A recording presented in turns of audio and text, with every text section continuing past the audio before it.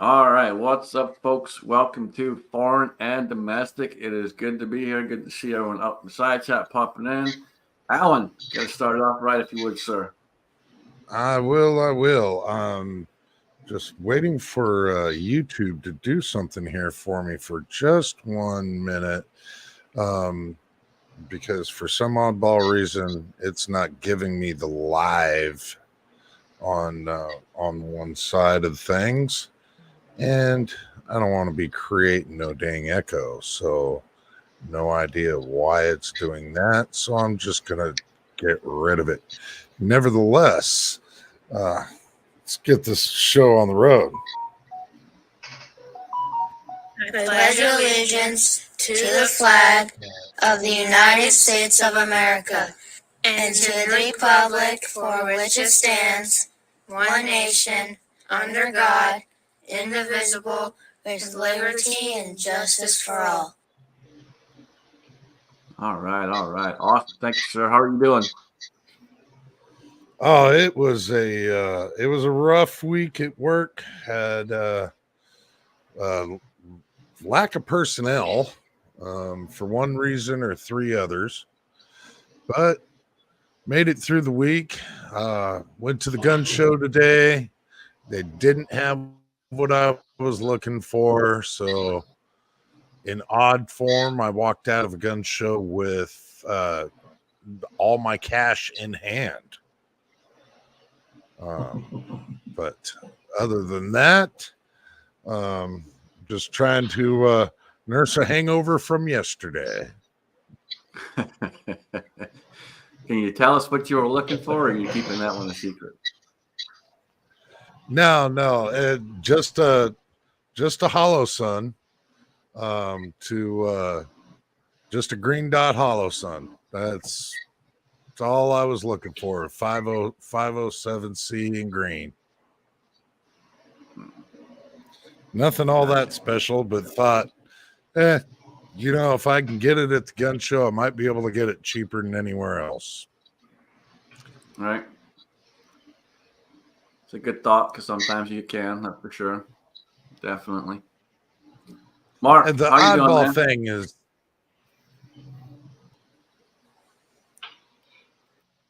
Okay.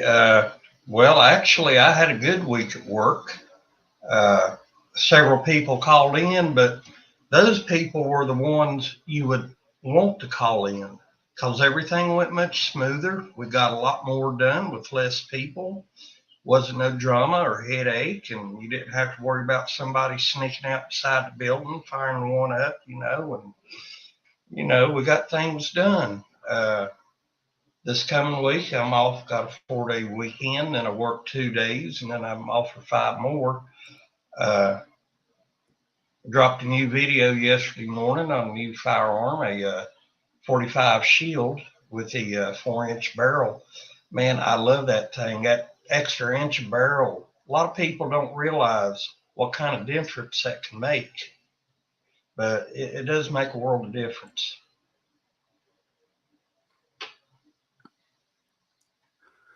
Absolutely. Yeah, Abigail, you're not wrong, but everywhere you work, there's plenty of them. Abigail, yeah. Jamie, how you doing, brother? I am blessed, man. Hope everybody has been having a good weekend. And unlike usual, I don't have to work tomorrow, so I'm kind of like Mark. I'm off the whole week, so hopefully I can get some videos made. That would be novel, wouldn't it?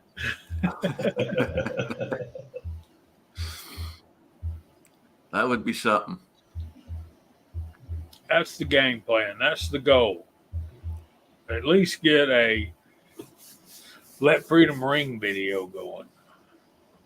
Hell yeah. Hell yeah. Weather's supposed to break here, so I should be able to get out hopefully tomorrow and get something put together. It's been all over the place.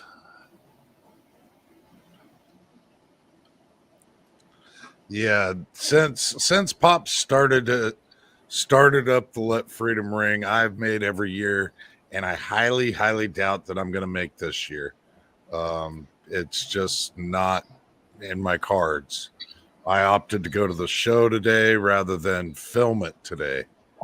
And it didn't work out for me well at the show. So just kind of a bad week, and I'm anticipating another rough week at work. So yeah, this might be the first year that I miss it. There's Val. You have any older footage you can just slap something together with? I really could. I mean, I have a ton of miscellaneous B-roll and stuff, but I'm not sure if I'll go that route or not. I might end up going that route just to bombard YouTube. I've had to do that before. While it's not optimum, it's better than not having one. Absolutely. Val, what's going on, man? How you doing? I'll hang it in there. How about yourself, gentlemen? Yeah, what are we talking about? The Freedom Ring? Yeah, I might have to skip that one too, because it's just out of the blue. I got busy, and it's just too much crap going on in my life. Access to the range, access to the guns is limited, so I don't know. I gotta go through my computer to see if I got something. I might have to just go and re-upload the video from 4 or 5 years ago. Yeah, it's not like Jamie said. It's not always No, but optimal, but at least that way we got something up there.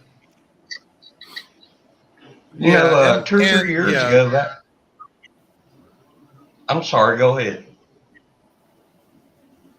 the option of using some old B-roll too and just slapping something together. Yeah, part of it was to bombard YouTube. And so yeah, I might end up taking that road. That might be a road for you too, Val. I don't know. I might just take a bunch of old videos and take a clips from each one and spice it out. My biggest problem is my main video editor. My son is currently in Japan enjoying his trip. So usually I would just task him with that, since that's what he went to school for. But he's gone and I'm on my own, and I got a bunch of other crap going on, and only a few more days to get it done. So we'll figure something out.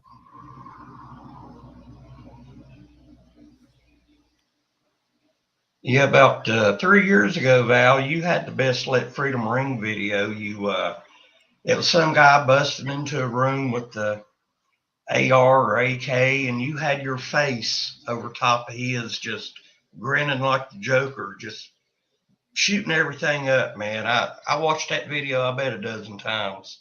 Yeah, there was actually a clip from Rambo too. Okay. Yeah, he was there with the M60. Yeah.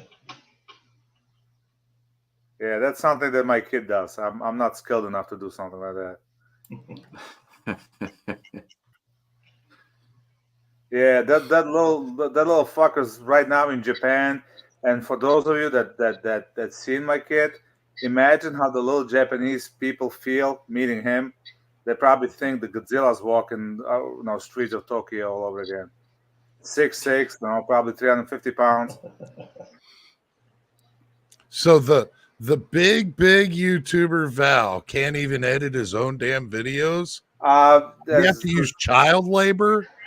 There's a difference between can and want to and has time. It's just, and not really child labor when I paid for his education. I'll be right back. Give me 1 second. Not just that, my son turned 38 years old. My son turned 38 years old a couple of weeks ago.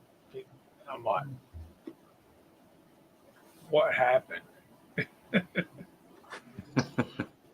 So Time flies, man. Time flies. My nephews are getting up there too, man. It's crazy. it is. It is. And And my granddaughter graduated high school here back in May. I can't believe that. oh, Mark, hush, buddy. I got a soon to be 9-year-old. I'll blink twice and turn around and she'll be starting college. Yeah. Well, there's Daniel. He heard the ambulance.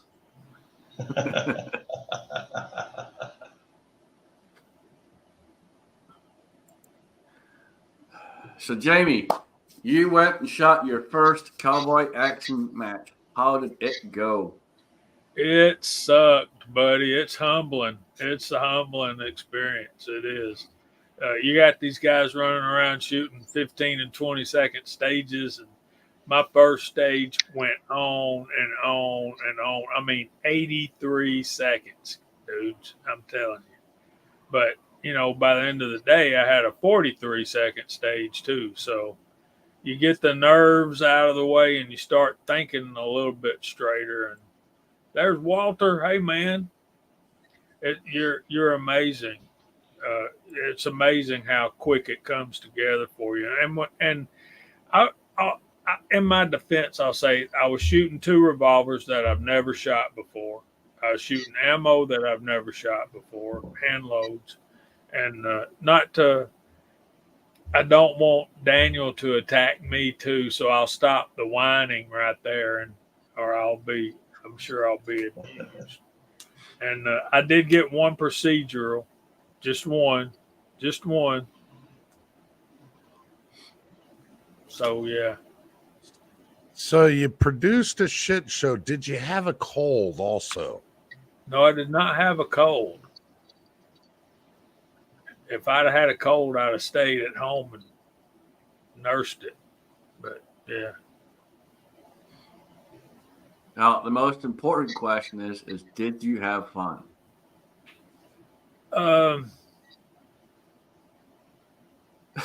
It's what I did was fun. It was fun shooting. It was a good challenge and all, but it only takes one person that's there to mess up the fun for a lot of folks. And I would encourage everybody to go do it and get involved in something that's shooting related and in your area. You may not have cowboy action shooting in your area, but I believe you would. And go out, get involved, meet some nice folks, and just remember there's going to be one in every crowd that can screw it up if you'll let them. So don't be that guy. Just don't be that guy.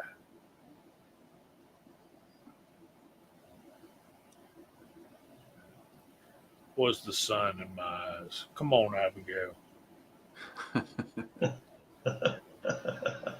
Did you feel that guy just because it's the first time you've ever done it? Did you feel like you were that guy?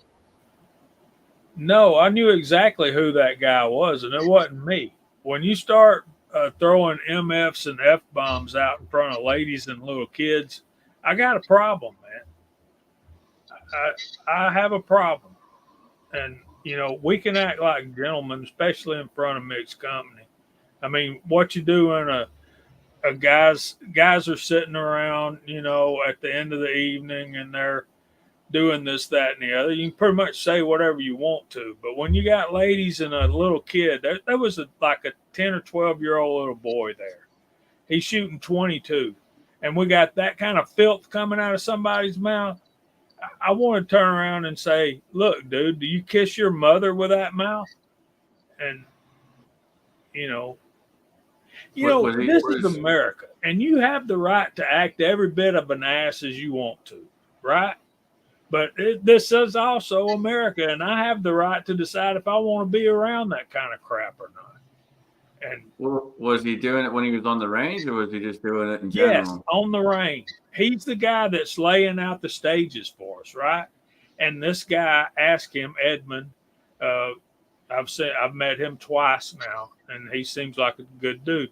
And he asked him specifically if something was allowed during the course of fire, and he said, yeah.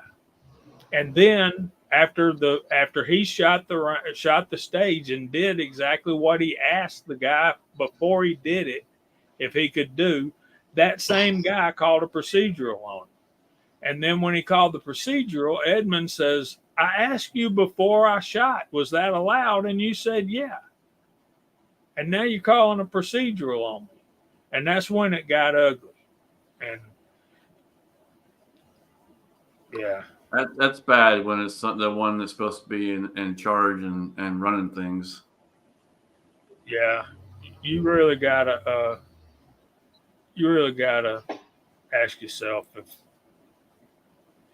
is this a group of people I want to be spending time and money with? Because you're loading up your ammo and you're going to this thing. I have to drive an hour, but there's people there that drove 2.5 hours to get there. And, primers ain't cheap no more, fellas. And then you got to pay to get in the match, your gas, your meals going to and from. And yeah, it's just, and then again, I have to come back and of course, Dave Thorzak's giving me a call and wanted to hear the story. And I told him, and I'm like, and he wanted to pray about it. So we prayed about it. And then after that is like, you really have to search into yourself and see, maybe if I'd have shot a little better, that guy wouldn't have been as big a butthole as I thought he was. You know what I mean? So there's two sides to every coin. So, but all my stages were clean. It ain't like I missed any targets or anything like that. I was slow, but it was my first time, and that'll get better. And, right. Yeah, there's nothing wrong with going slow. That way you're doing things right. So what was your one procedural? Basically verbiage. They've got targets set up in a diamond shape. You got 1, 2, 3, 4. You have to shoot one vertical, one shot on a vertical, 4 shots on the horizontal, then 1 shot on the vertical and 4 on the horizontal. And I got them mixed up. I put 1 on the horizontal and 4 on the vertical in one particular point. The toughest stage was the 1776 stage where you had to shoot. There's 4 targets in a line right there. You have to put 1 on the first target, 7 on the second, 7 on the next one, and 6 on the other. Well, that's 21 shots. And you've got to use both your pistol and your rifle, and you got to reload the rifle. 1 shot in the rifle. So that slows a lot of folks down.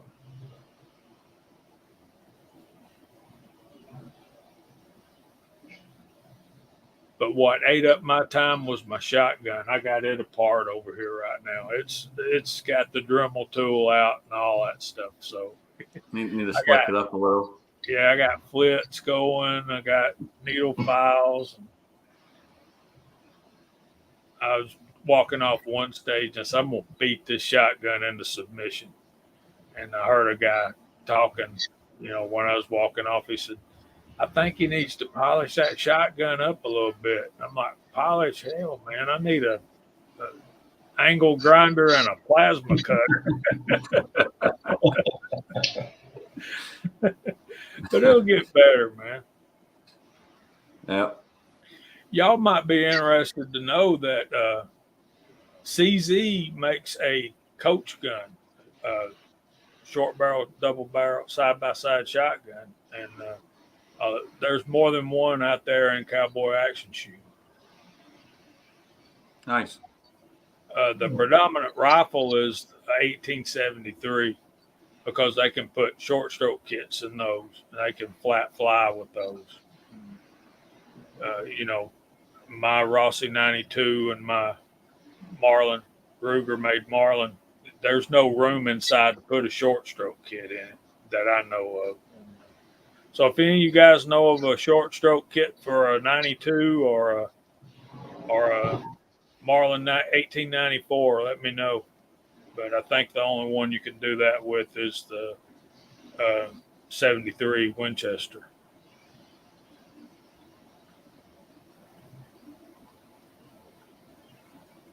Yeah, I think if I remember right, six shooter had to slick up the wife's shotgun too.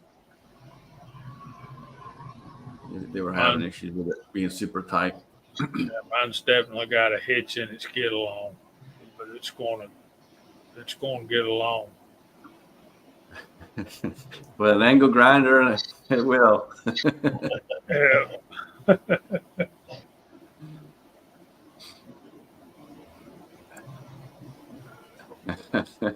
Golly.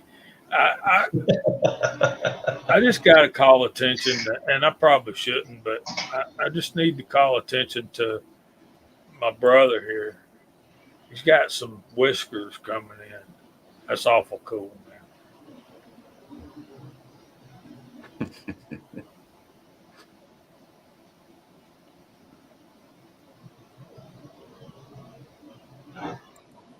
There you go. There's a question for you.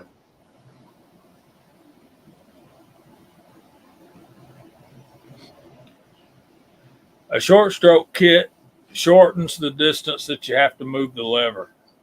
There's like some more levers inside there that makes all the mechanisms work at about a little over half the length of the throw of the lever. I'm sorry, Abigail. I should have explained. If you watch some of the video, you'll see them. They're like this. It's a lot faster. Yeah. Instead of having to go all the way. And they've learned exactly how to hold that index finger, so when they come up, it's automatically pulling that trigger as they're going. And they flat fly. Yeah. Yeah, you can get some guys out there that are really freaking quick with that. Yeah, I saw some 15, 16-second stages, and that's 22 and 24 rounds out of 4 different guns. That's flat flying, man. Yep. Oh, yeah. Yeah, you see some of the guys on six shooters videos, man, they just book it. There's Ozzy. What's going on, Ozzy? Yeah, I wanted to record at least one stage yesterday, but it was so frantic. You know, it was a different feel than the first time I visited when I went to watch, because all of the fast shooters were at the Georgia State meet in Conyers, which is 2.5 hours from me. But they were, a lot less folks, and they were much more relaxed and stuff when Ricky and I went to visit the first time. But yesterday, those serious guys were, you get the feeling like as a beginner, you're kind of in their way, like they really don't want you to be there. And maybe that's just me. I don't think, I didn't feel really unwelcome or anything like that, but everybody's got to start somewhere. And so, yeah, it was different feel yesterday than when we went to visit. Right. Yeah, unfortunately, sometimes when you get those pro shooters and that there, they'll get frustrated with people that are not as quick in that. But again, they're supposed to be there to be a steward of the sport and help bring new people in. So they shouldn't be getting all upset and pissed off because you're a little bit slower. Yeah, it's not like I have zero knowledge of competition, but I've heard a lot about guys that, they'll get a couple of sponsors and they'll get a jersey, and all of a sudden their head goes ba-boom, and they just think they're all that and a box of cookies when it comes to any kind of competition, shooting, or, size of their penis, whatever. It's just... Right.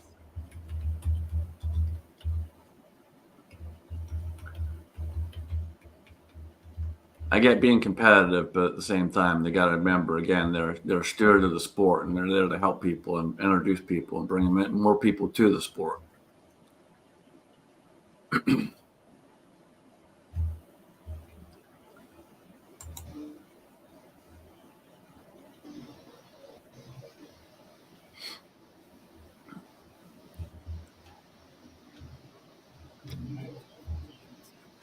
Is there any more in your area, Jamie, or just that one?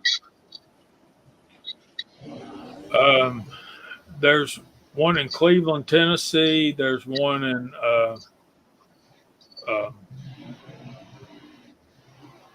Conyers, and that's the closest ones I know of. But I'll keep searching. Well, there's one over in Dawsonville, Georgia.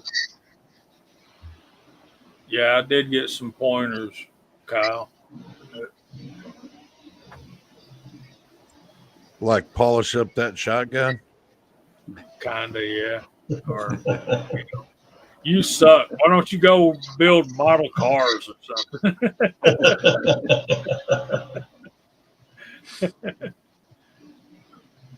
Yeah, I got a friend that he's the leader in our Wednesday night men's group that I go to when I can, and his name's Kevin. I think he's been after me to go try some IDPA, so I might do that too. You know why that is, Buzz? It's because they already feel inferior. The only way they can make themselves feel better is to have somebody else feel inferior to them.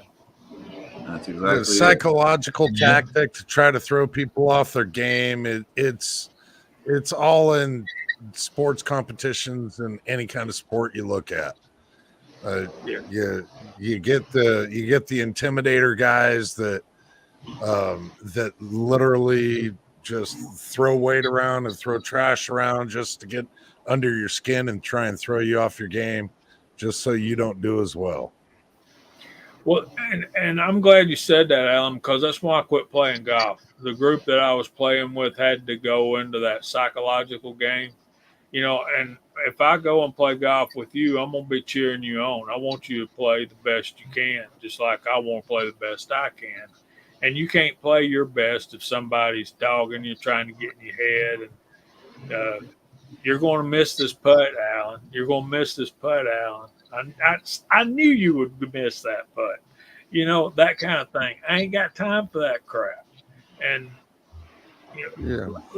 let's look at it this way. And Daniel will disagree. I'll tell you this before I say this. But this is the thing. If you're getting in somebody's head and you're taking them out of their game and they're not playing their best, what have you really done by winning? You beat them on less than their best day. Yep. Yeah, but it's really, really fun to say your mama jokes right before somebody takes a swing. I can't deny that. Yep. And Daniel's right. Never use Winchester white box. Never.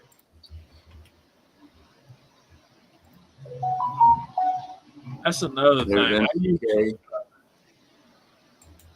I used factory shotgun shells yesterday, and they were rocking me good, man. And these guys are using hand-loaded shotgun shells with about half as much powder as what you get in factory.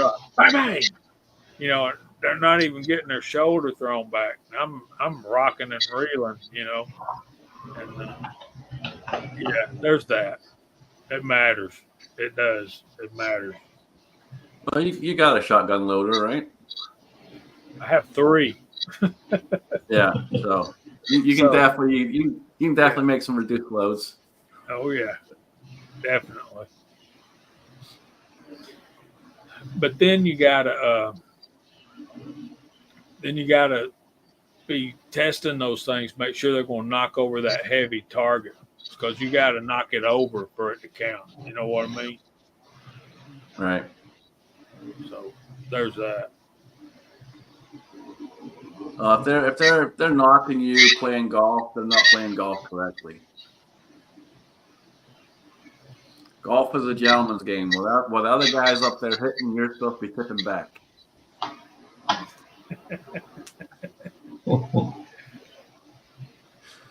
See, that's another reason why I can't play golf. I would be an absolute prick out there. I'd be the one that's like feeding everybody bourbon and just like drinking water myself because I need that kind of handicap.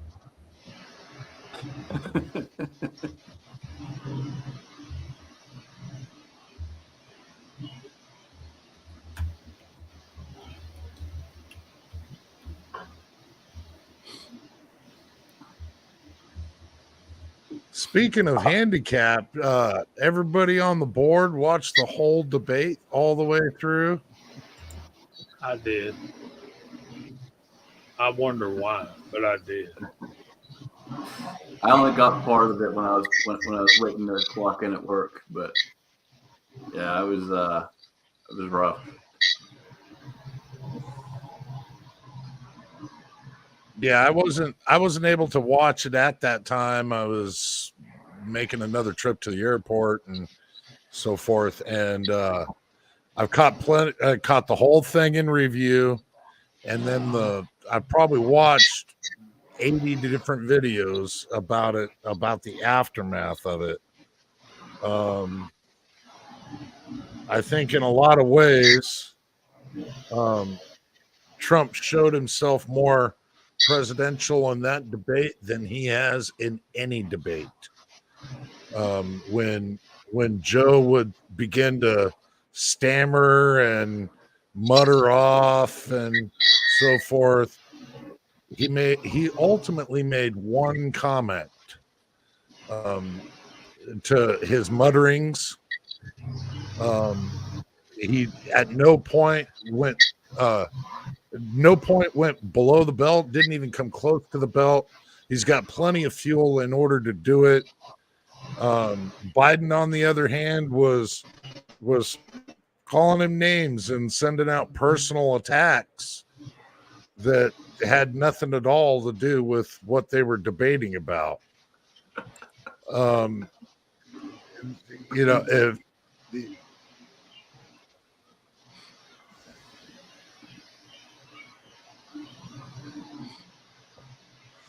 yeah, that's pretty much. Last time I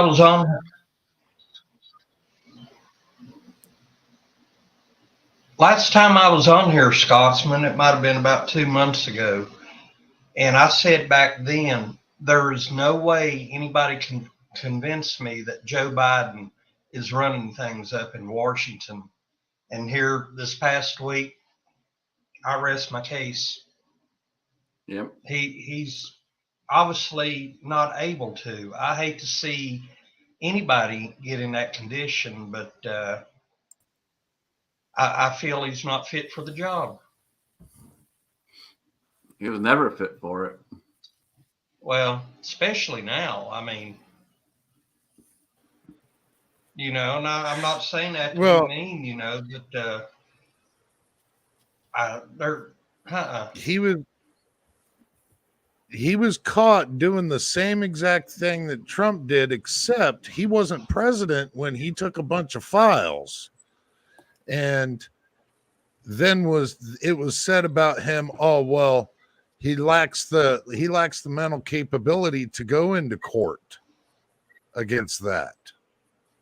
But he doesn't lack the mental capability to be president? What the hell? He really did display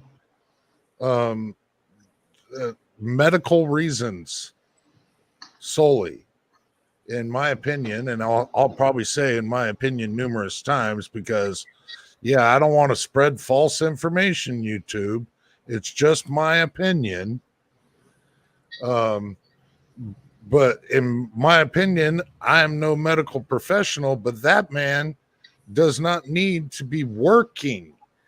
In my opinion, that man needs to be in a home somewhere with somebody taking care of him that's not white. The house he needs to be in is not the White House. and I don't think in my opinion, Joe hasn't been running the show the whole time anyway. So now all the leftists are going, oh well, what are we gonna do? What are we gonna do? Even in a lot of the CNN numbers, they're like, oh well, if we throw Gavin Newsom in there, well, Newsom's like not even 9% in their numbers. And now there's this rumor speculation, which from what I hear, Michelle Obama has strictly said, no, I won't do it. But there's also speculation they may try to throw Michelle in that ring. I said, what, 2 or 3 months ago that Biden was going to end up getting pulled out. And I brought up Gavin Newsom. They're just going to bring a younger guy in there. They can stand up straight and look good. And all the women are going to go, oh, look at him. I'm voting for him. And that's scary because Gavin Newsom is the most extreme far left person you could get running.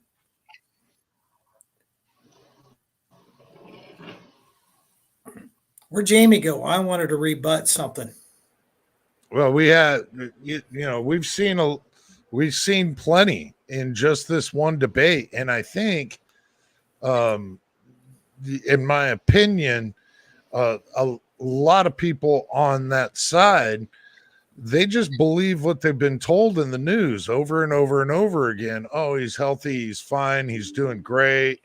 Yada, yada, yada. And then they finally see him live and they're like, oh, this is not good. This man is not well.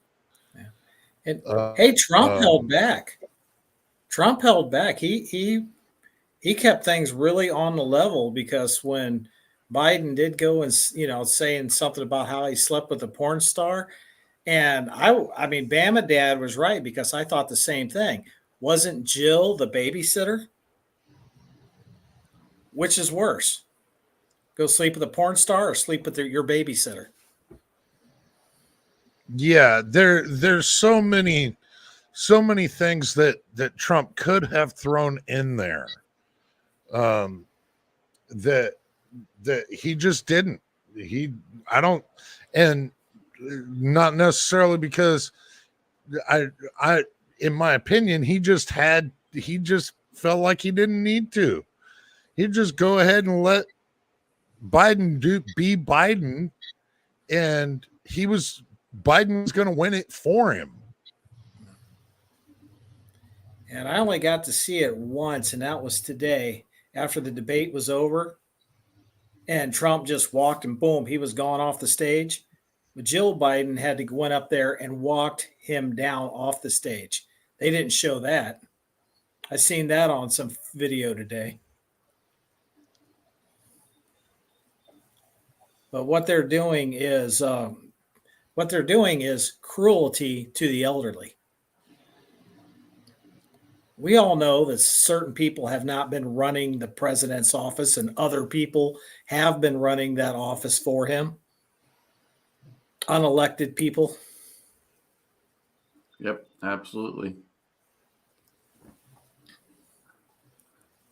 Yeah, Trump was very held back. And like you said, Alan, he was very presidential in doing so because it's normally he just lets his mouth fly. So I was definitely impressed with him holding back a little bit. Yeah, I think another thing that helped Trump also was there was no live audience there in the studio. In past debates, he would seem to feed off people's reactions, so he was very even keel this go around.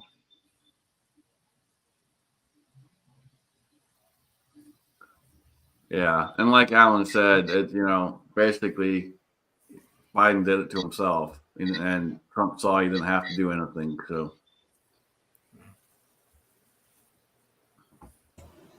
The funniest part was when they started talking about their golf games. Biden says he's got a 6 handicap.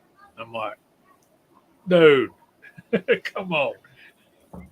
Okay, Jamie, you're here. Good. when I am at these matches, I don't go getting in people's head, because at these matches, I would be the last person to try to get in someone's head, because I'm trying to keep my own head straight. I wasn't able to go shoot this last weekend because we had some things come up the night before. But I think, yeah, you would enjoy the IDPA, the PCSL, because there's less things you got to memorize. You just go out. PCSL, you just go out and blast. IDPA does have a lot of rules. So if you get some procedurals, don't worry about it. I've had 14 procedurals in one match, and 12 of those was in one stage. So just go out there and do it. You'll learn it as you go. And you get what, if you know there's some people there that you will not enjoy shooting with, don't squad with them. Just get in another squad. So That's what I'll do. In cowboy action shooting, they're called posses. But yeah.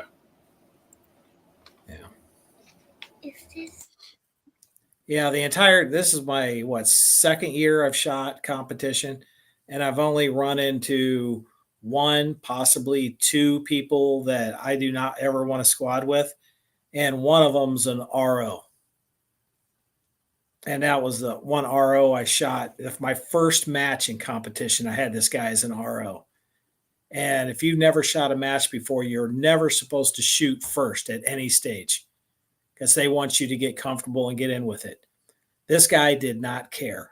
First stage of the match, boom, he calls me up, and it's like, hey, I told you, I've never shot before. He goes, I don't care.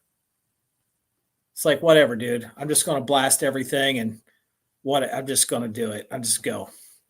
But hey, I beat the guy that DQ'd that match.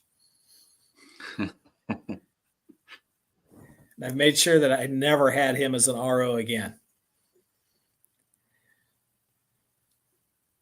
Yeah, unfortunately, there are some really bad ROs out there. Yeah.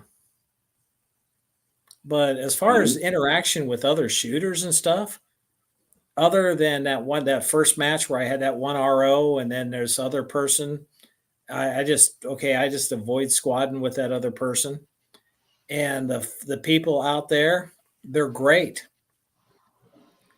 As the last match I did shoot, I had to dog this one girl out because I just told her, it's like, you're going to have to quit whipping my ass. As simple as that. I told her, so you're making me look bad. I'm already bad enough. I don't need you doing it to me too. Which I think that was a compliment to her. Because she finished. She was up there, and she was up there in like the top, 25% of the shooters. But it's like you can sit there and relax. Once you start getting to know people, you get a little banter going back and forth, but it's nothing personal. It's just relaxing. But you don't talk smack or anything before someone's getting ready to go shoot.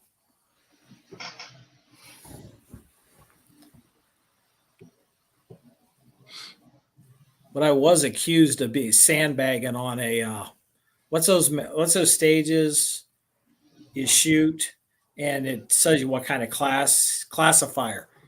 Yeah, they called me. They started yelling at me saying I was sandbagging. I zeroed out the stage. I got a 0 for the stage.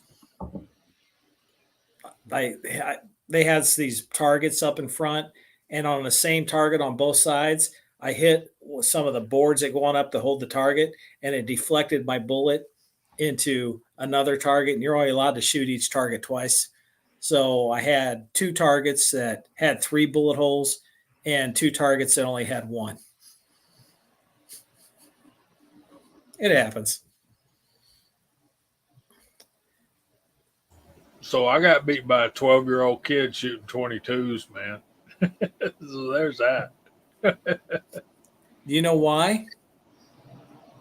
Same reason I get my butt whipped a lot. We're old. We don't move as fast anymore. These young guys, and I've accepted that. So I just go for, the accuracy and try for my splits, and I set my own goals for each match. Well, and he's young enough. He's not feeling the intimidation factor, probably. Oh, a 12-year-old? Probably not feeling it anywhere near like Jamie was. Oh, not a 12-year-old. I would, if I wanted to intimidate a 12-year-old, I'd just look at him and growl. No, I meant the intimidation factor of the shoot itself. Yeah. Hmm. And that was my problem with that language. That little boy there, and his grandmother taking care of him, making sure he gets his ammo loaded and gets the right number and the guns and all that kind of stuff. And then somebody wants to start letting fly with the multi-syllable flowery words. No, man, that ain't cool. Well, that is totally unacceptable. Someone acting like that. Next time that ever happens, if it's the RO, or if there's somebody in the squad that's doing that and the RO doesn't stop it, you call the range master off, and they will both get disqualified for unsportsmanlike conduct unbecoming. That's in the rule books. Yep. You get DQ'd and kicked out right for that.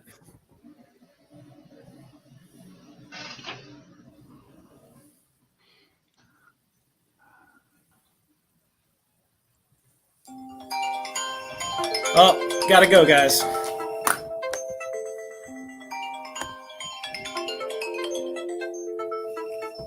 Hello. And just like that, there you go. She said jump. He said how high. That's it. But no, he's not wrong. You can call up the RO too if the RO is not doing his job right.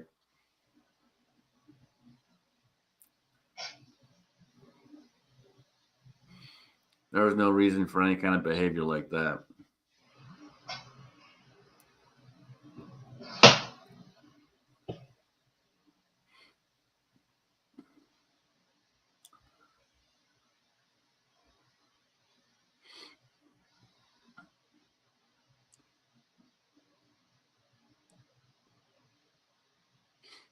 Any of you guys got your eye on a new firearm here lately? Nothing at the moment. Not I. Yeah, nothing at the moment. Yeah. I was thinking about a 350 Legend bolt action, but and the only reason, man, I've got an AR. It feeds factory ammo and store bought bullets, great. But when I load, there's some bullets that I really want to load that are cast, and if I got a bolt gun, that would be its only function, to shoot cast bullet loads. And but when you're loading them that short in the AR platform, they don't feed right. They've got gouged up. I think Scotsman saw some of them that I shot. Yeah. So that's the only reason I would do that. But after yesterday, man, I might be having to buy me a new Coach gun.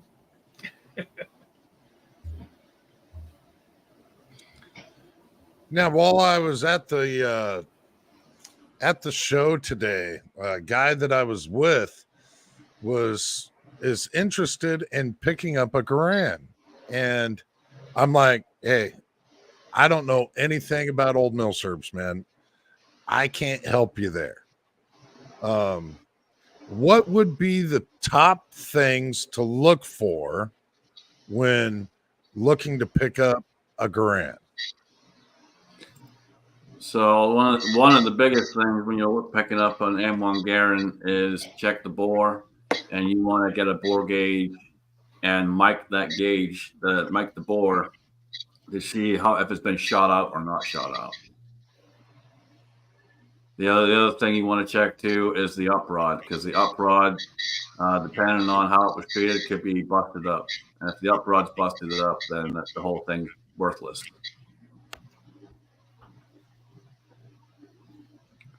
And usually the uprod would be busted up because they shot higher power factory ammo through it they're not designed for.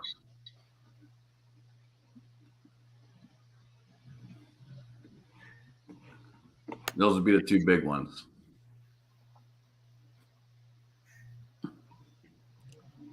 Numbers matching, you'll see them here and there, but usually there are going to be a lot of mixed match parts just because nature of the beast when it comes to those. If you do get a numbers matching, it's going to cost you. So.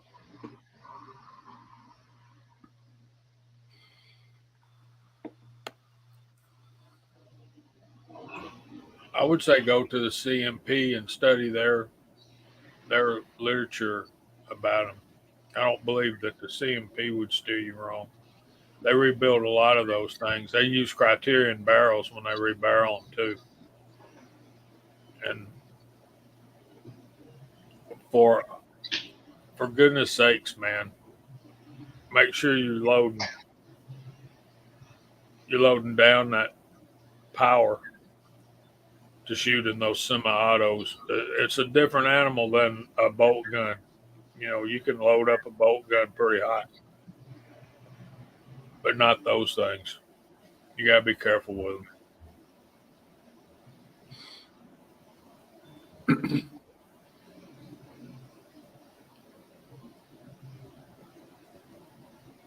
And Jamie brings up a good point there too. What makes sure it's not one that's they're trying to pass off as original with a criterion barrel in it.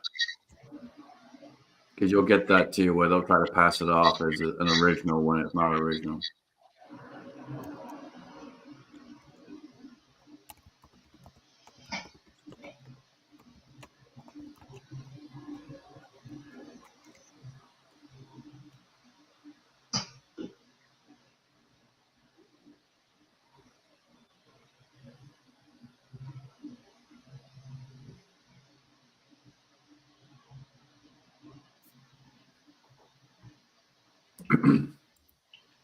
Yeah, Fuzz, he almost didn't, but then our Rhino governor got him on there.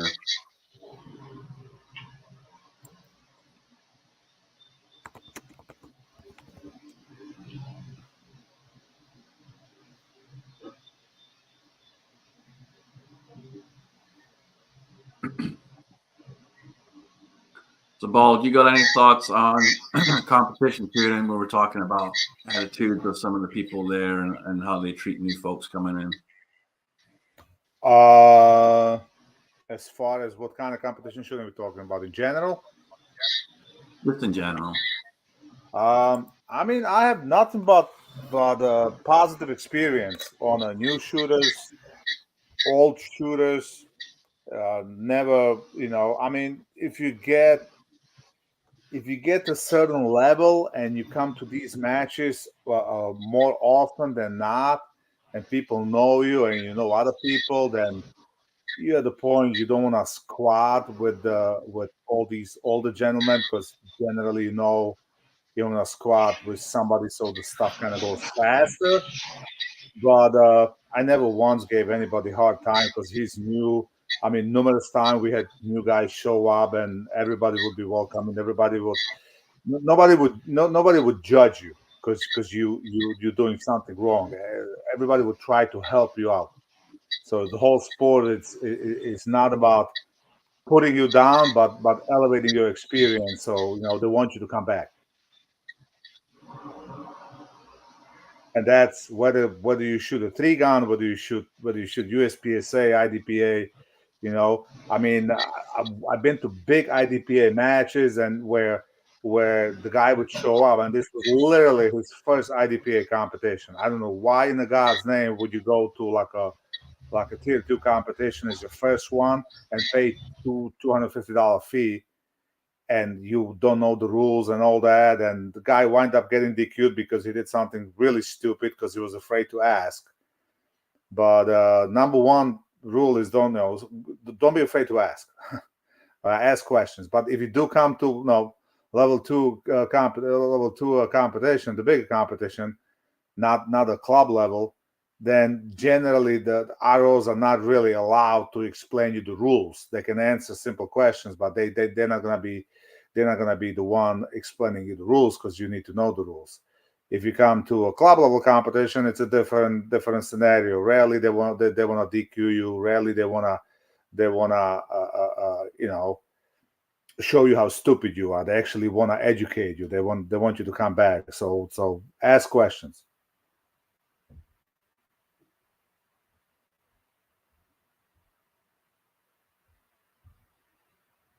You guys there? Everybody's so quiet.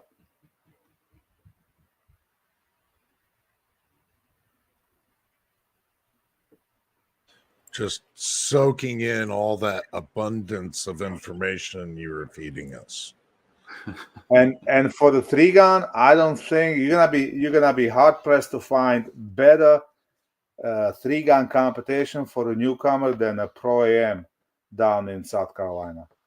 I really doubt that I mean, I'm sure there's similar competition someplace else, but this is like a fairly big match, and you gotta be hard pressed to find something better for the new guys. I mean, when you have a partner that can literally do everything else but to shoot a gun for you, that's a big help.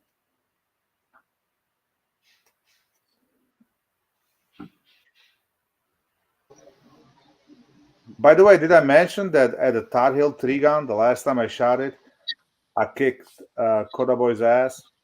I whooped his ass like there's no tomorrow. How did that happen? Oh, I smoked him. I just smoked him. My shit just ran. He had a big advantage on a long distance, but I figured my shit out, and I was smoking the long range and everything. I mean, big plus for the 77 grain AAC Sierra Match King ammo. They had a big part of me doing as well as I did. Ammunition will make a big difference. It's not that much the ammunition. If the ammunition matches to your BDC 100%, and now you actually know what you need to do, where you need to hold, and the weather cooperates, it's not extremely windy and all that, so it makes it so much easier. And well, I can anticipate that there was absolutely zero psychological warfare before those matches. well, considering, yeah, it was because we shared the tent, and KB managed to install the window AC in the freaking tent, and somehow it was 60 degrees at night. Somehow that AC still ran the entire goddamn night, and I was freezing my balls off because that thing was blowing air right on me all night. So yeah, there was definitely a psychological part in there, but nevertheless, yeah. I'm gonna make you so tired you can't shoot, boy. Didn't matter. It was still a good time. You simply cannot have a bad time while you're at the range. Yeah.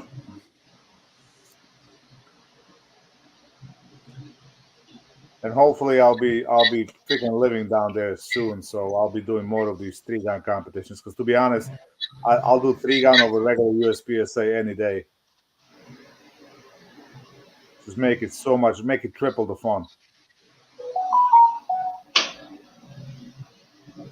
It's also triple the headache because you got 3 platforms you gotta deal with, 3 kinds of ammunition, and all that. Plus, you're still using different ammo for the rifle depending on the stage, because you don't want to waste your expensive 77 grain ammo when you're shooting simple stage when everything is 200 yards in. Same goes for a pistol. Like you're shooting a competition where you have a big swinger at the end that you got to swing over with a pistol, so you want to shoot a harder ammo at that, but it's still fun. Hello, Mr. What's Mark. up, Mark? How you doing? Hello. Thanks for having me. And my apologies for not being here for quite a while. Been doing the Georgia Chat on Friday night and Hillbilly on Saturday night. And Sunday nights have been with Moondog prepping for the big airsoft event that just happened this weekend. And boy, I got home about 4 hours ago, and well, I'm whooped. It was a heck of an event. We did good. And this year I was commanding officer of a team, more so in name. I didn't really know what I was doing, but that team won this year, so we won the event. Very cool. And what was this event? It is called Operation Bad Blood. Moondog coordinates it, and it's a fundraiser for the Juvenile Diabetes Research Foundation. And they raised quite a bit of money, gave away a couple of really cool raffle items after the game, and we just had a real good time. My son and I went. It's just a good time camping, playing airsoft, hanging out with other like-minded people. Good time. Awesome. So I was thinking about it on the way home. I'm thinking, man, I haven't been able to see the Scotsman for many weeks, months, maybe even. So I wanted to try to hop on for a little bit. I don't know if I'll stay the whole chat, but I'll hang around for a little bit, at least hopefully Awesome. before I fall asleep. Yeah, we might have to get you a snapper shirt. I deserve one. Oh yeah. Scotsman has earned the Chatnapper shirt quite a few times. I was on Hillbilly about 2 weeks ago, and I had my camera off, but man, you could hear me in the background. I was like, back when I lived in the apartment, I had a more comfortable chair when I lived in the apartment, and there'd be lots of times you just see me just passed out.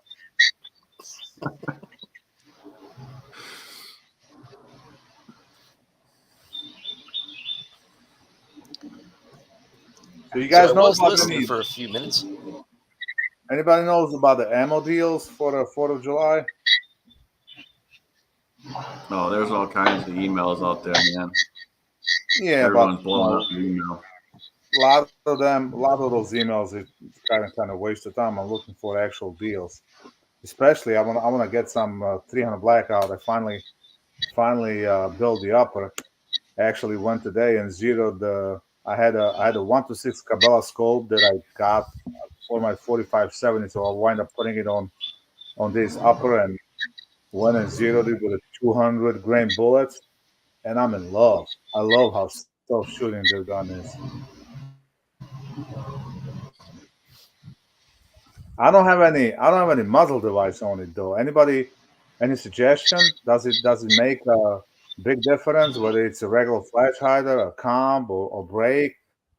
Like for example, on my 5.56, I got I got a compensator, SJC comp, and that makes all the difference in the world. Keeps it nice and flat. But I noticed that with a 200 grain bullets, shooting that thing is like it's like shooting 22 Magnum. There's almost no recoil, no muzzle rise. So Yeah, you'd be better off asking Daniel on that one. As far as 300 blackout. yeah, don't paint Daniel as an expert. He's got a head. His head is big enough already.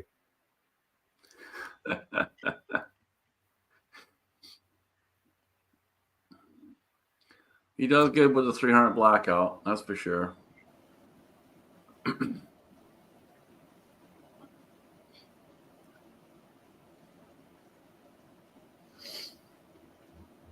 Yeah, I just say what Dave said. We try to avoid buying ammunition.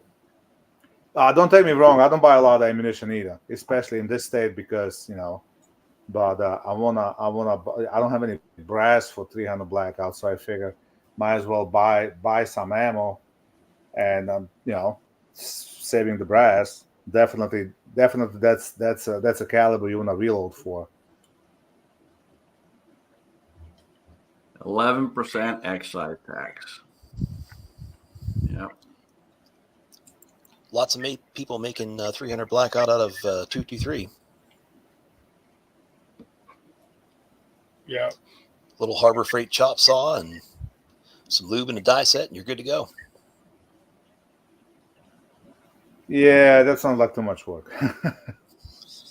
At that point, I might just buy a 300 blackout brass from like a Capital Brass, but I gotta get dies.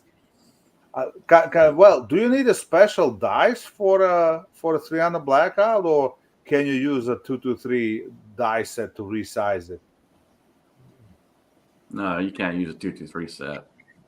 No, why not? Think about what you just said. Well, if you're It's a not, 223 and you're doing a 30 caliber. I understand that, but the case itself is the same. The neck is different. So if you're not Yes, neck the size, neck is different. If you're yeah, full but if length you're not, size, you're yeah, but if you're not neck sizing, what's the difference? If you're just gonna size the case, in a theory, the 223 dies for the sizing and deep priming should work just fine. yeah. Do you follow Doesn't my work that way. logic? Doesn't work that way. I've never done it, Val, but what I've seen when you run those 223 cases, you cut shorter.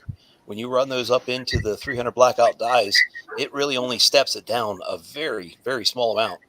Oh, no, I understand that. I'm talking if I have a 300 blackout brass and I'm gonna take the brass and run it through a 223 die just to decap it and case size, because the case itself 223 and 300 blackout, it's the same case. The only difference is the neck size. If you're not neck sizing, you're gonna keep the neck where it is and just see the bullet and crimp it. Obviously, you're gonna need a different dice for that. The I see necks what are you're saying different for that. lengths as well, Val. But What? yeah, The necks are different lengths. At the 300 blackout, the neck is much shorter. So if you, it wouldn't work. what are you cutting, about a half an inch off of a regular 223 case to make 300 blackout? Or is it about a quarter Yeah, inch? roughly, just kind of in between the two. 3/8. Yeah, in that range. I have the cutter to do it. I haven't made it in a while, but I was somewhere around 3/8. It's just that cartridge just fascinates me, and I wish I would live in a free state where I can own a suppressor, because the wide variety of the bullets you can be shooting out of that cartridge. It's just, I don't know. It always intrigued me, and finally got to put first 20 rounds through it, and I'm in love. It intrigues me too, but I've seen too many horror stories of these people that mix up their 300 blackout mags and their 223 mags and end up putting the wrong one in the wrong one, and it just gets ugly. And I know you can mark them, you can do everything, but if Murphy's going to step in there, I think I want to just avoid it. They're incredibly accurate. They really are. I hear you, but I kind of gonna be a dedicated 300 gun, not just a 300 upper. So that should be no, that should, I wouldn't say eliminate, but it should bring the risk down to a minimum. All right. I don't know Well, if it Val, goes back when to it comes to when it comes to putting a brake on it, have you thought about like running a like a Silence Co. ASR on it? That way, if you decide to put a can on it at some point, you just literally twist the can on. Yeah, the thing is, it's gonna be a couple of years before I'm in the position I can actually get a can. So I'm just asking whether should I look for something special or just slap whatever I can get my hands on, the cheapest thing, and be done with it. I mean, I see what you're saying. I mean, if I'm gonna run it suppressed eventually, then yeah, some kind of QD mount, something that it's easy to take the can on and off, probably the best bet. But that'd probably be that's at least 2 years down the road.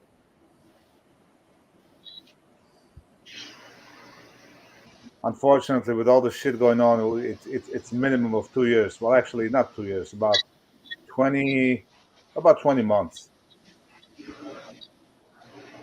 21 months before I can do anything.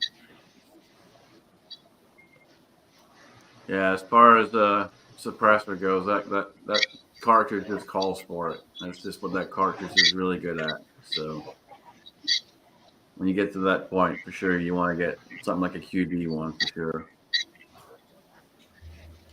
I was kind of hoping with the next 2 years they're gonna take the freaking suppressors off the NFA item list. That would be nice. They shouldn't been there in the first place, since it's not even a firearm. It's nothing. It's a freaking can.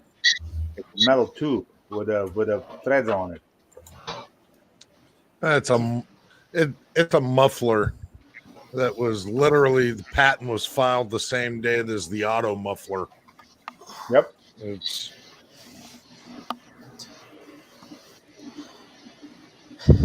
as fouled up as the gun laws are. As fouled up as the gun laws over in England are, it's easier for them to get a suppressor to put on a gun if they actually have one than it is here. I know, like South Africa, you don't need anything for the suppressors. You just walk in the store and buy it. There's no regulations on it. No, I think Norway is the same way. I think it's Norway. You can walk in and just buy one. There's quite a number of countries that if you hunt, a suppressor is required, and it's like buying a box of nails at the hardware store. I mean, if you think about it, biggest downside of the gun is how loud it is. So you would think they would want you to have a freaking suppressor so you don't, but some freaking moron watched too many James Bond movies or whatever, and he thinks that everybody that owns the suppressor is a potential assassin. So they want to make sure they're gonna have everybody registered, because we all know that everybody that decides to do some criminal act with a suppressor makes sure it goes through the ATF website. Well, it's definitely the fault of media and government propaganda, movies and bullshit like that suppressors and such things are on the NFA. They shouldn't be, but that's the way they play things here. Are you the familiar at stigmatism all has with- definitely been continued on and on with movies, and you don't see the guys that are robbing liquor stores with suppressors. You don't it just doesn't happen. How many mass shootings has been proclaimed with suppressors? It was back in the prohibition days that they thought they were having problems with it, and back in the day of Bonnie and Clyde has instigated it all. Just government overreach is what it boiled down to. Even such things as a switchblade, automatic opening knife. That's all just because of the movies and perception. It's a damn knife. It doesn't matter how you fucking open the thing. It's a sharp blade, whether you push a button or you open it with your hand. And with my carry permit, I can't carry a ballistic knife. Why the hell would I want to carry a ballistic knife? Why not? And, I've got a firearm that I would much rather carry a firearm than a ballistic knife. Now, for those who don't know, a ballistic knife is one you can shoot the blade at somebody. I mean, you can throw the damn knife at somebody. Would you throw your gun at somebody? No, I'm going to shoot him with it. I'm not going to throw it at him. But think about it, right? So you got all this stigma from movies about the guns. That's why we got all these laws. But yet we got Fast and Furious is what, on its 9th or 10th part or whatever, And look at all the crazy shit they do with the cars, but somehow I don't see any more legislation banning the freaking NOS from the stores or performance parts and any of that. You can still buy all the performance parts, have it shipped to your house. There's no registrations on that.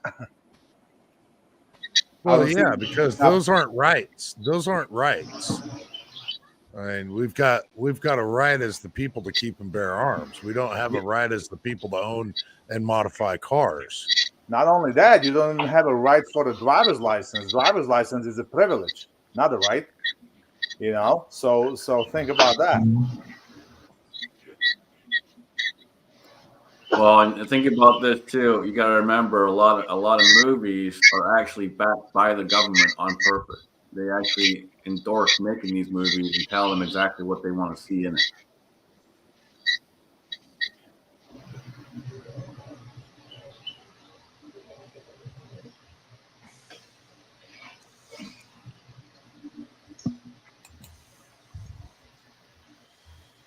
Yeah, if a guy walked around with a brick in his pocket, you'd think that would be a concealed weapon.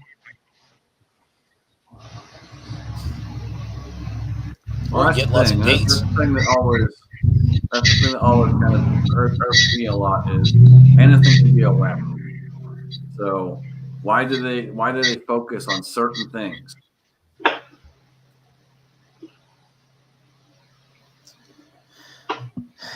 Propaganda to get votes.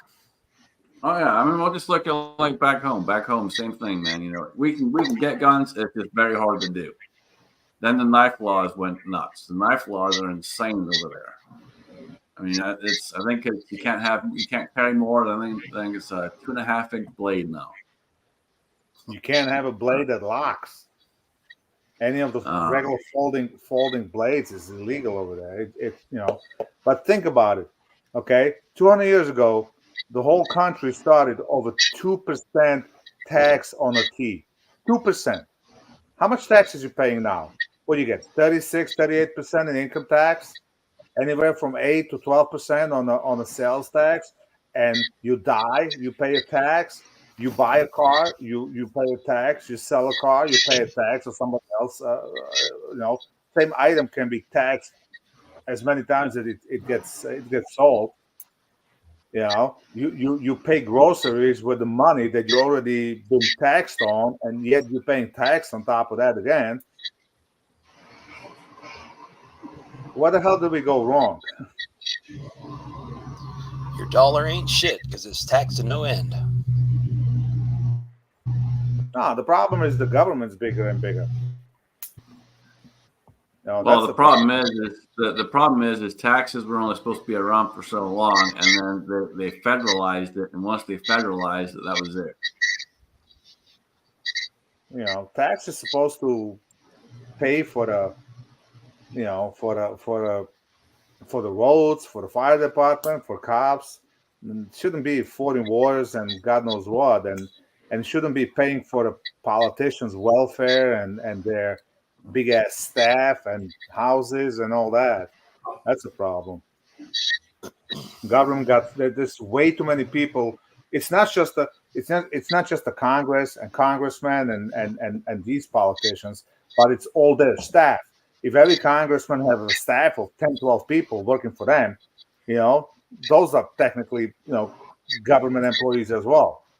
And it adds up. So you got, by the end of the day, you got more people working for the goddamn government in one way or the other than people actually working and producing something. Well, yeah, when you give somebody a salary of $120,000 a year, but their net worth is $6.8 million. Why doesn't the IRS question that? Yep. Instead they go after the guys that the people that they know can't afford the defense. Exactly. They're gonna go after you because you PayPal somebody $600.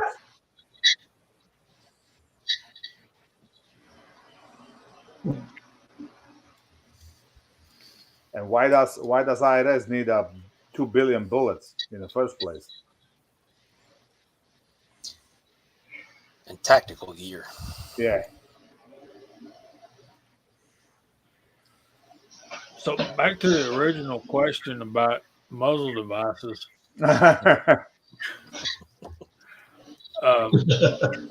I've been intrigued with one, and y'all may know about it and you may not. It's Call Valley Precision Linear Compensators. Are y'all familiar with those at all? Is that a long Yep. stuff that looks like a suppressor? Yeah. It kind of does. The idea is to take the noise and the gas and stuff and move it forward away from you. It makes it quieter on your ears, but if you're like out there somewhere, it's a lot louder. What are you thinking of putting it on? My 350 Legend AR. Okay. I got one you can have. Well, it's a different thread pitch for that 350 Legend barrel. It's you have to have a 40 caliber. But if you'll go to Call Valley Precision's website, they got a lot of cool stuff on there to like you can get the thread adapter and then put the thing together and all that kind of stuff. They almost look like suppressors, really. So gotta kind of be careful with all I think that. I've seen the reviews on them, and they work pretty decent for 22s. 50, 60 bucks. And they're like a little can that goes out. I Yeah. mean, they're bigger in diameter than what you would think of as a suppressor, but you know. So you don't like the Call Valley Scotsman? I got it for. I tried it on a pistol and it didn't work that well on the pistol. No, it's going to be caused fun. more problems. Yeah. Caused more problems than anything else. Yeah, I figure it'd be very front heavy on a handgun. The weight wasn't an issue. It was just it was causing issues where it wouldn't fire, so it wouldn't cycle every time. That's going to be a problem. But I think on something like the 350 Legend AR or 300 Blackout or something like that, that might be pretty cool. I could see it working well on the rifle. What's it called? KAW. It's a linear comp. KAW? Call Valley Precision Linear Compensator.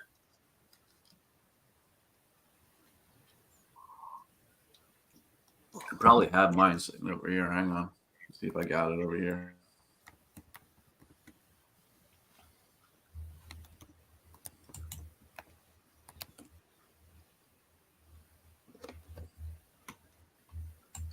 Oh, there we go. That looks interesting. Maybe I should get that for the 300 Blackout.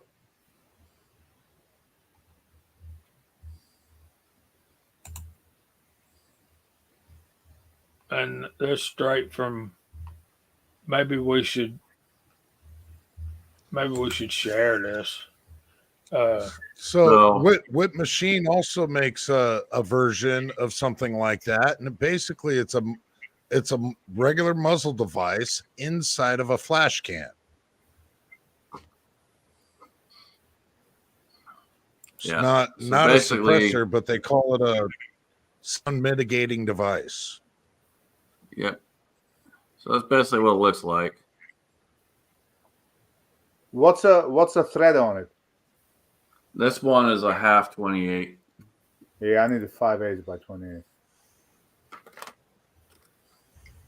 Yeah, with a 350 Legend, and I think it's like 9/16 by 25 or 26 or something like. It's an odd pitch size for that 350 Legend. I'll have to go on the other website to find out exactly what it is, but it's basically a 40 caliber compensator to fit that thread pitch that's on that rifle, on that barrel. But that's an interesting thing to me, particularly for hunting gun when you got a short barrel on there and taking the sound away from you. I think that's a pretty cool thing. Yeah, it's basically just a long tube, and then at the end of the tube, it's just like your regular muzzle brake. You got your holes for your muzzle brake. Basically, what it is.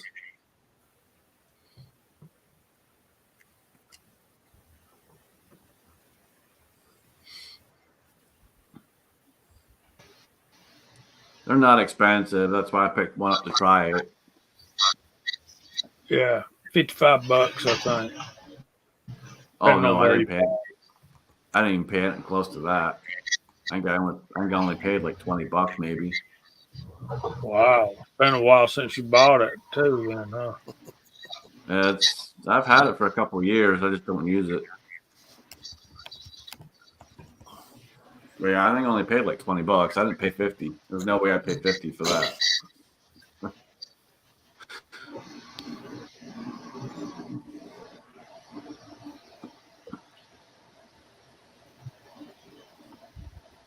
I don't know. It looks cool. $50. I might give it a try.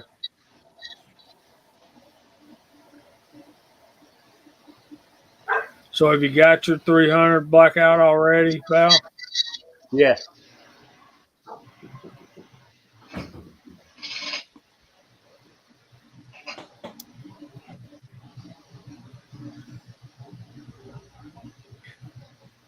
Y'all are terrible.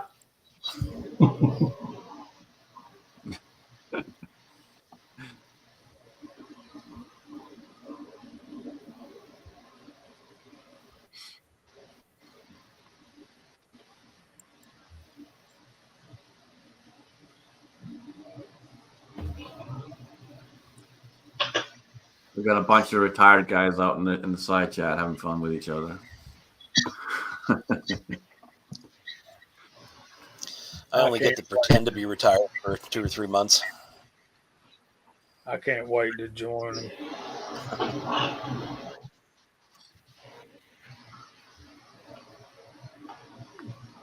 Three years tops.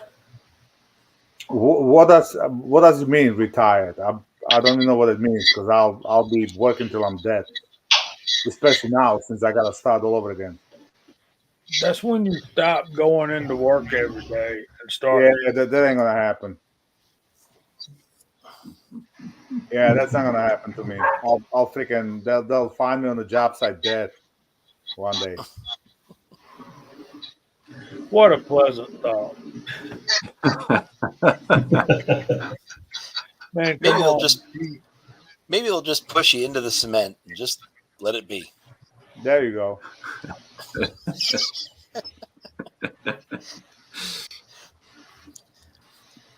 Came out of the dirt, go back to the dirt. That's about it. I wonder, Val being up from New York area, we should get him to do an investigation to find Jimmy Hopper's body.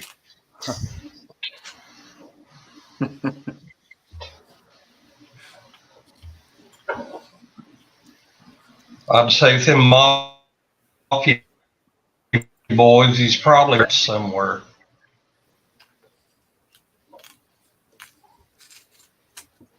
He probably wound up in dog food knowing the people he ticked off.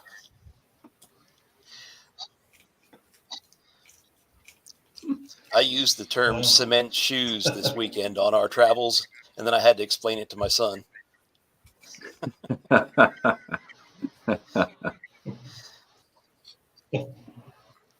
Yeah, number 8 wash tub comes in handy, doesn't it?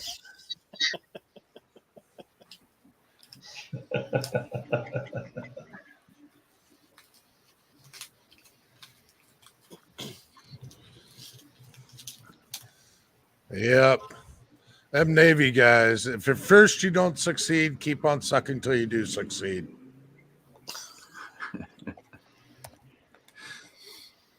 Yep, 4 times.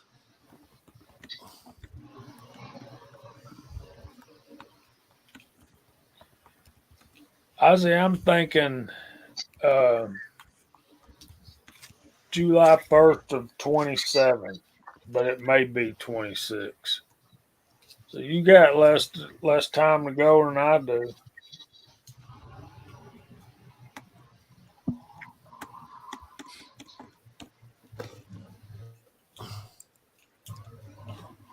Well, in the words of our famous President Trump, to retire is to expire.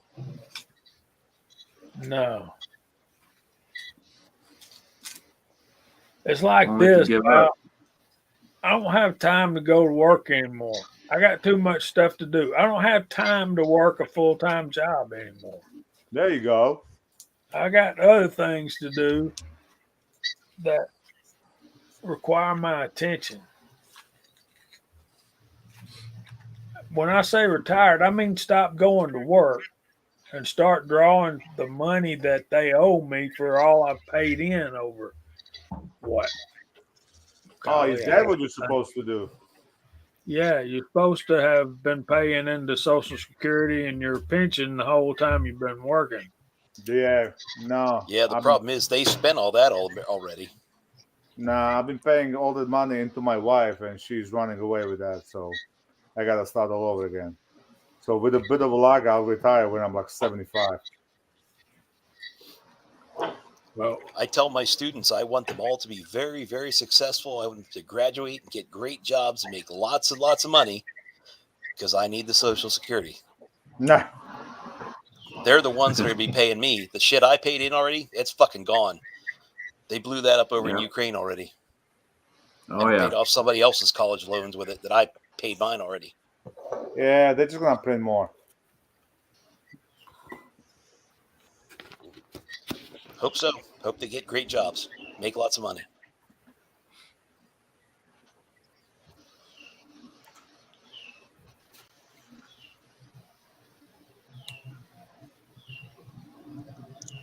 that's what I'm talking about, Daniel. Hunt, fish, cast, powder coat, reload, shoot, make videos, get up the next day and do it all again. Who knows, man? I might even start playing golf again. And then you're gonna argue with your friends who's got a better swing. Like two guys. We'll have to go golfing, Jamie. I'll have to bring my club. Yeah, but are you going to be able to carry your own bag? Are you going to be able to carry your own bag? That's the big question. Never carried my own bag, Alan. I ain't that dang stupid, buddy. See, here's the issue with carrying your own bag, Alan. If you're playing it right, your bag should be so heavy that there's no way you can carry it. Because you don't just have golf clubs and golf balls. You have many other things you have to have in there. So okay, it should be so heavy. Somebody explain me how does that handicap work in a golf? What the hell does it mean, and what does the number mean? How does it work? Hell, I never got that good. Okay. There's,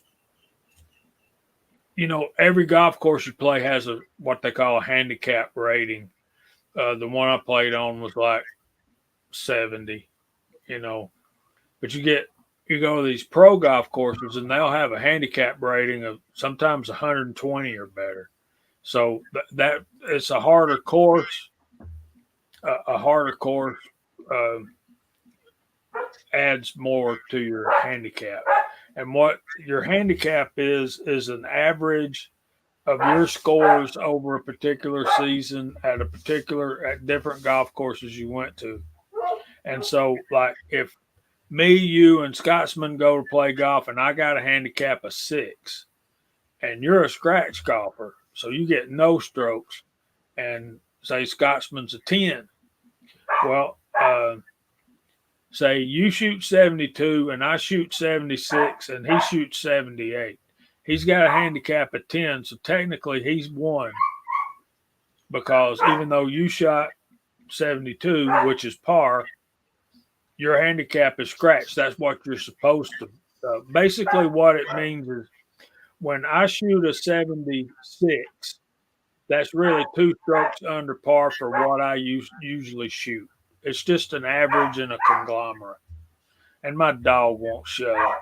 All right, so I hate to break it to you, Jamie, but way to go to confuse the shit out of me even more. Because bad enough, I have no fucking idea what you just talked about. Now you're talking a par, a scratch, a fucking 76. Like what the? You might as well speak gibberish because I have zero idea what you just said. Did anybody So- else understand what I said? So I when never- you go on when you go to the course, each one has an average of how many shots it should take you to get it in the hole. And if you get it in the hole in that average number of shots, that's par.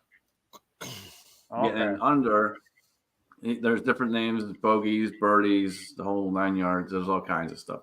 But You know what? par is basically if you get it in the number of shots they say it should technically take to get it, that's par.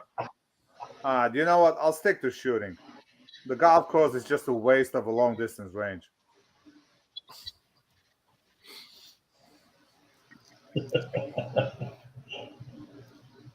It sounds too complicated. I've never played golf in all my life. Neither did I. I mean, this is almost as complicated as trying to explain the power factor to somebody that's not USPSA shooter. Between a power factor and hit factor and all that. So I guess it's the same shit. And see, It's really not that complicated. This is why my wife won't watch my videos or my live streams. She's not watching tonight because she can't understand the thing we say when we start talking about grains and powder and bullets and neck turning and this, that, and the other. Our golf's the same thing. It all has its own lingo, and the average person that's not familiar just don't understand the word we're saying.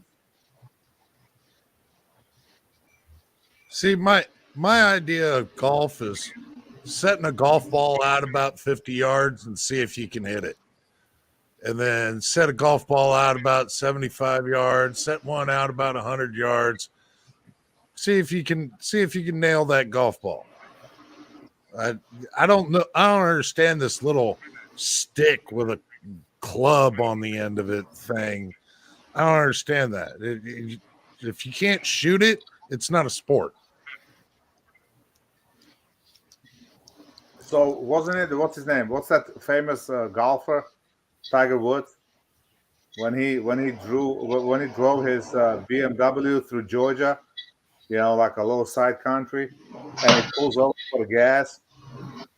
And as the attendant comes over to fill up his gas tank, and when he gets out of the car, a couple of the teeth fall out of his pocket, and the gas station attendant's like, what is that? He goes, those are teeth. He goes, what are they for? He goes, they're for resting my balls when I drive. And the guy is like, damn Germans, they think of everything.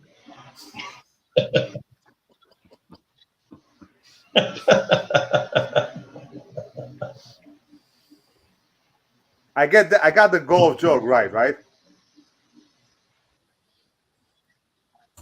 Not exactly, but you got it close. We got the idea. Well, you're supposed to rest the ball on the tee when you drive, right?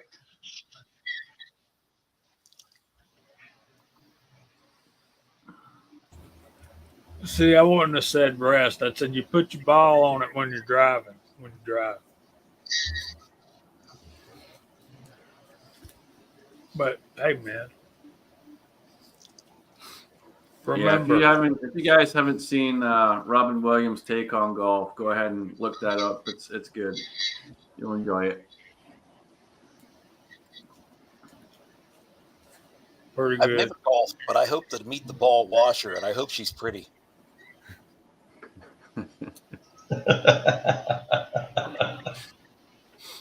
And gentle. Soft hands.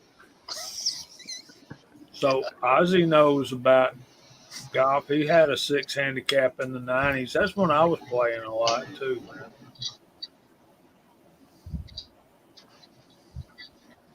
Right around the turn of the century. Golly, that sounds so long ago now, doesn't it?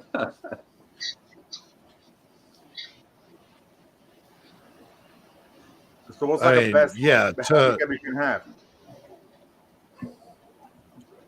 Thor's point, it is yet another sport invented by males where the goal is to put your ball in a hole. Yeah.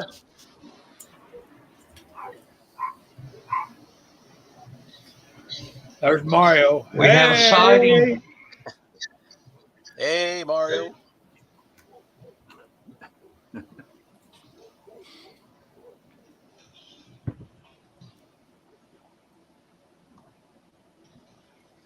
Yeah, one of the funniest thing ever was Adam Sandler.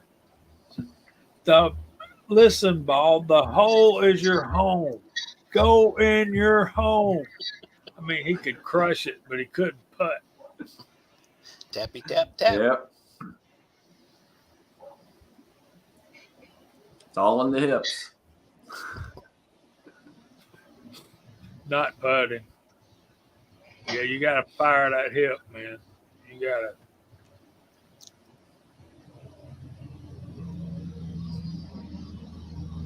That's my kid shopping in Japan. It goes to show you how tall is he. That's the sign hanging from the ceiling in the store.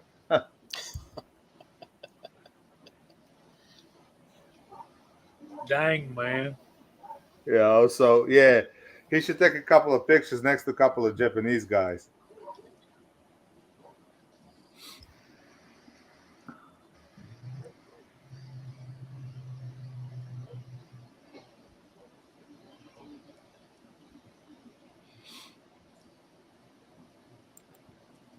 Yep, that's exactly it. That's the only way to play.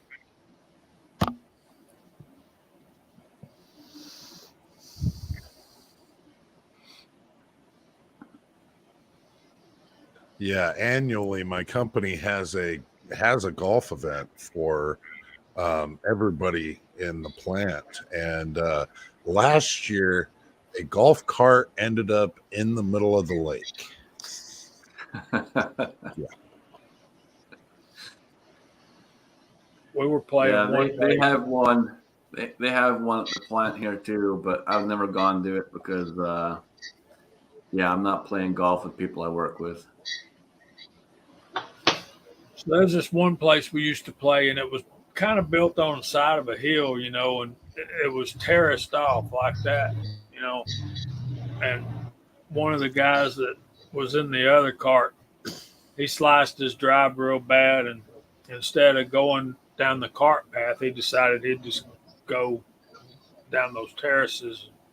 He got going really fast because he was going downhill, He got airborne right there over one of them, and the front end of his golf cart came out from under the golf cart, like the front axle goes rolling down in front, and he plows down through there. We all had to leave.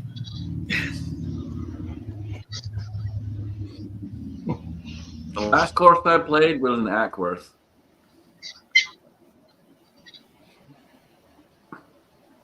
Where'd you play in Scotland before you came over here? Did you play a lot over there? Yeah, I played a little. I played a little bit, mostly just in the one in Falkirk. They had a course in Stirling too, but mostly the one in Falkirk. Never played St. Andrews, huh? You got some money there, Jamie? That's the reason I've never played Torrey Pines or what's the one out on the West Coast? Never played TCP. You even want to cross the barrier, the gate to walk into St. Andrews. You better just start shuffling money like this, man. That ain't cheap. Same way with Augusta. I mean, I've lived here all my life. I've been on that property once, and that was because I had a ticket to a practice round at the Masters. That's it, Pebble Beach.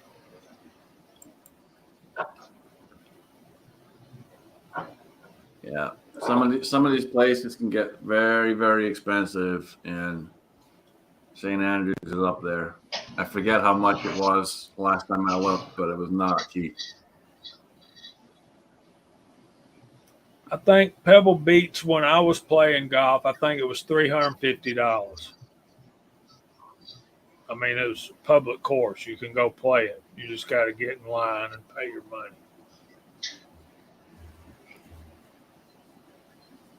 But not Augusta National. You don't get on that place.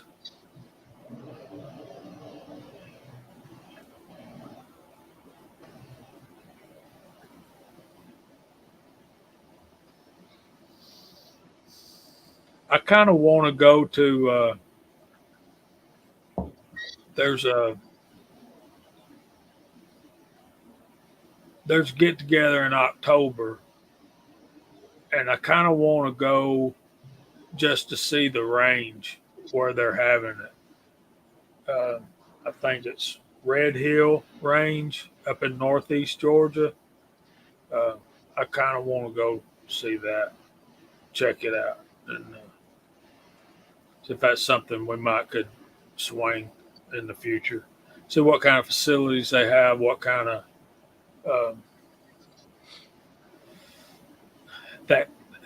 that whole electronic target system thing is just awesome, man. I just, I'm all about shooting at different places and all that kind of stuff, but at the same time, that electronic scoring stuff is awesome.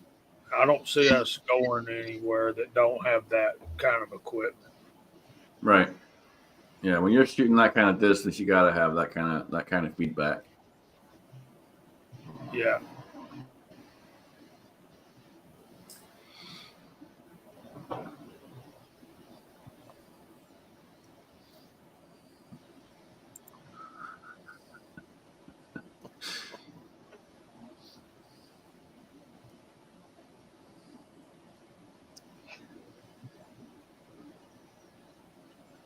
Where's Val? That reminds me of a joke. I'm here. I can't tell it. I'm sorry. I just can't. Oh, man. You just build it up, Jamie. Come on. I don't even know if I can remember it. Anyway, there's a lady golfer knocks her ball in the cow pasture. She's over there looking for it. And the man's over there with his cows. And, he says, "Can I help you, ma'am?" And she says, "I can't find my golf ball." And he takes the cow's tail and lifts it up. And there's a golf ball stuck in there. He said, "Does that look like yours?" And she knocked him out.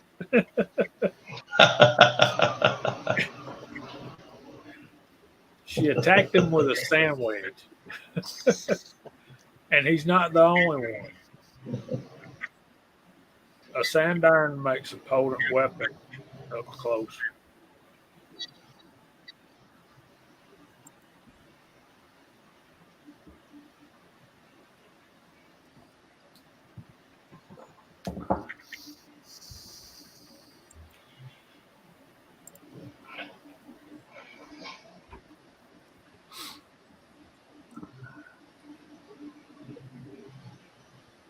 Yeah, one thing I've never been able to use was a driver. I could never hit with a driver. I always teed off with a 3-iron. 3-iron or a 3-wood? 3-iron. My buddies like that. I appreciate those words, Val. How about Thorzak? That's awesome of you to say, man.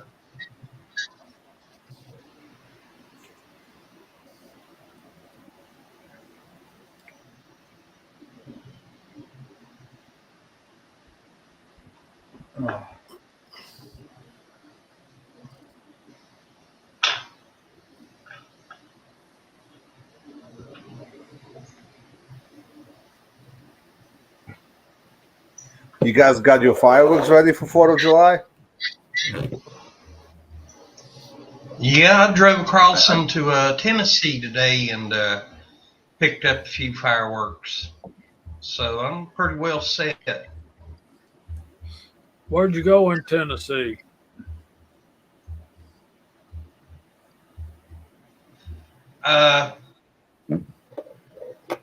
There's a little area called Backbone Rock right before you get to the National Forest. There's two little fireworks shops alongside the highway there. They're about half a mile from each other. The town I went to is right on the state line, Damascus, Virginia. And, well, it's like, I said state line there, Tennessee. You can go a few miles the other way and you're in North Carolina, so it's pretty well right on the 3-state spot there. Are the fireworks illegal in Virginia? Well, you can't have as powerful fireworks in Virginia as you can in Tennessee. Yeah, it's like New York's the same way. You can get the crappy ones. You want the good ones, you gotta go to Pennsylvania. You gotta go to Pennsylvania. But the funny thing is, if you live in Pennsylvania, I think they changed the law. But it used to be like if you live in Pennsylvania, you couldn't buy those fireworks. You had to be out of state to buy them. It's like you can't make this shit up. Yeah, Ain't that right, Mark? Yeah, I generally don't buy fireworks. I got plenty of neighbors that will take care of all the fireworks for me. I got my buddy. He's throwing his party on Saturday. He goes all out. He brings a bunch of stuff and he competes with the town. He throws a better show than town. Yeah. Well, the fireworks in Tennessee, they're pretty much professional grade. I mean, there's people come from out of state down there, and I've seen people spend over $2,000 in those little fireworks shops. Yeah, no, I can't see. I think most I ever spent was like $300. Even that hurt. I mean, $300 for about 5 minutes worth of crap, 10 minutes. I can have a lot more fun for $300. Yeah, I was helping my landlord work on a car the other week, and his garage is literally just full of nothing but fireworks. There's too many places around here to watch it for free. I can't spend money on it. Now, years back, living back home, we were out in the middle of nowhere, lived up on the end of a mile-long dead-end road, and my uncle had a barn that every May or June, a big old tractor trailer would show up, hang around for a few hours, and it would disappear. And we found out later he was sort of warehousing some fireworks that were not exactly Pennsylvania compliant, and he would always leave a little bit behind. And we're going back 35 years. My uncle would put on a pretty good show there at the end of the road that was pretty impressive. But I could never spend that kind of money on fireworks. Heck, I could buy a nice firearm for that much money. Right. Yeah. And that's the thing. We'll start going through the room, getting that time. Yeah, I got down from the Maryland coast. Mark, we'll start with you. I'm sorry. Go ahead.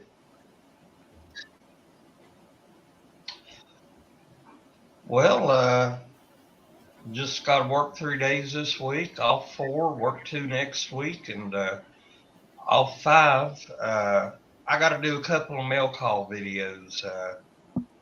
I got lucky and won a drawing here a couple of weeks ago on the Chris from the 740 live stream, and one of the prizes was from Cox Arms, and some people was asking about showing what I'd won there, so I figured I'd make about a 2 or 3 minute mail call video about that. And then I got to do some 1-year update videos on some handguns I got, and one of them I really like, the Smith & Wesson Victory Chamberlain 22 LR. That thing is a sweet little shooter.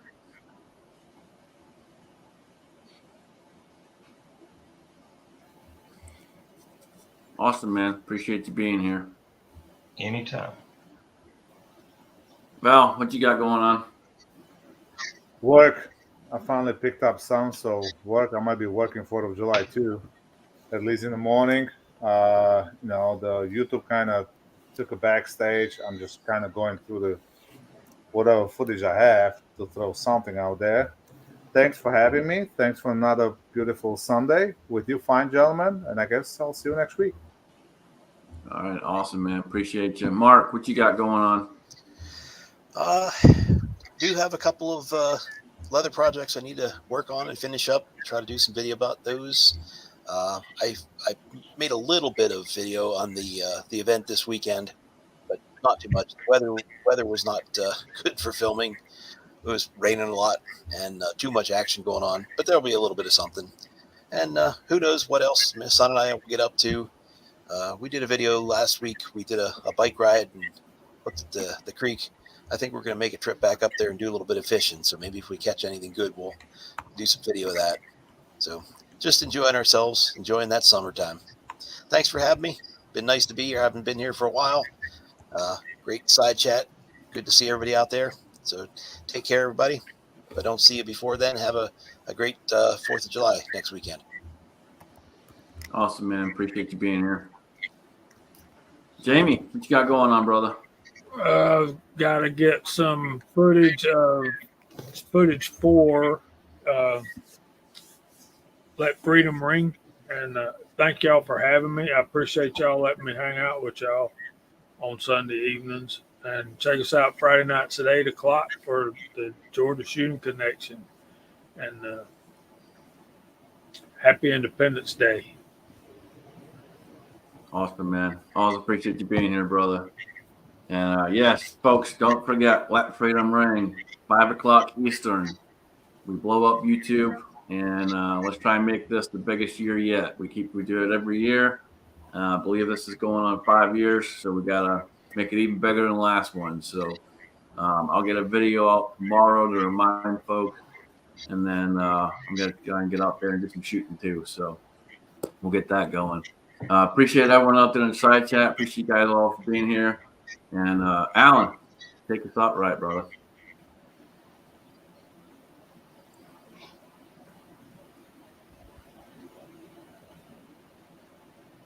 Yeah, maybe you shouldn't be muted.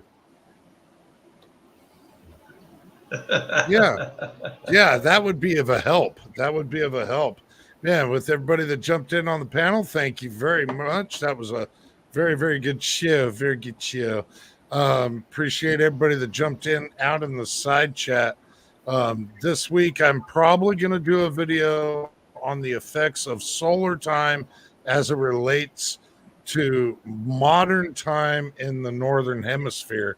So if you're excited about that, look forward to that. It's probably going to be a 3.5 hour video. Hopefully I can produce something for Let Freedom Ring as well. There was something else that I was going to mention to you. Oh yeah, that's it. Keep them magazines loaded and one in the chamber. Woo!